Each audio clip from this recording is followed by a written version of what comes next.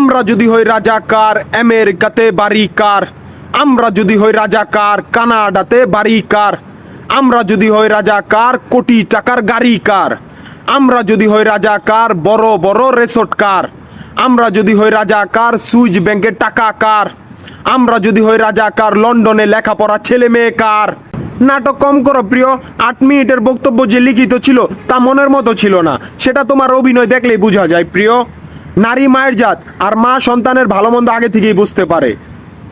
ছোটবেলায় যখন ভুল করতাম, ছোটখাটো অপরাধ করতাম, তখন মা কইতো তুই কি রাস্তার পোলা পাইন, খালি এইসব বলে তুলনা দিত।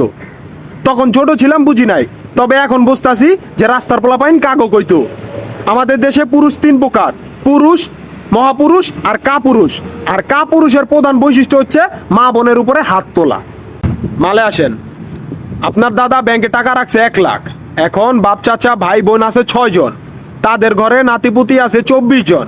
এখন ব্যাংকে 1 লাখ টাকার জন্য 30 জনকে 30 লাখ টাকা দিব? এই 1 লাখ টাকা 30 জন মিল্লামিশা খাইলে খান, না খাইলে চুদান, সেটা আপনার ব্যাপার। মুক্তিযোদ্ধা কোঠা, নারী কোঠা, উপজাতি কোঠা, প্রতিবন্ধী কোঠা, প্রশাসন কোঠা, নেতা কোঠা, সবাই যদি খায় কোঠা, তাহলে সাধারণ মেধাবী শিক্ষার্থীরা খাইব কি মরিচের বোঠা? হ্যাঁ, যে বাংলা মার ফালাই দিলাম। আর যারা যুদ্ধ করছে তারা কি কোঠার জন্য যুদ্ধ করছে নাকি স্বাধীন রাষ্ট্রের জন্য যুদ্ধ করছে? এই রাষ্ট্রের উপর দা আরেক দেশের ট্রেন চলবে, মুক্তিযোদ্ধার নাতিপুতিরা কেন প্রতিবাদ করে না? এটা কি তাদের কাজ? 52 সালে আন্দোলন হইল বাংলা ভাষার জন্য, ইন্টারভিউতে ফেল করে ইংরাজির জন্য। হ্যাঁ, এটা কেমন নীতি? যে নীতিতে রাজার ছেলে রাজা হবে, রিস্কাওয়ালার ছেলে রিস্কাওয়ালা হবে, বড়লোক বড়লোক হবে, গরিব গরিব হবে, কেউ খাবে কেউ খাবে না, তা হবে না, তা হবে না, তা হবে না। আপনি আওয়ামী লীগ করেন বা বিএনপি করেন, আপনি ছাত্রলীগ করেন বা ছাত্র দল করেন, এটা আপনার ব্যাপার। সত্যকে সত্য বলুন, মিথ্যাকে মিথ্যা বলুন, সাদাকে সাদা বলুন, কালাকে কালা বলুন, অধিকারকে অধিকার বলুন, জুলুমকে জুলুম বলুন বলুন, আর নয়তো এই রাষ্ট্র ছাড়ুন। রাষ্ট্র কারো বাবার সম্পত্তি না।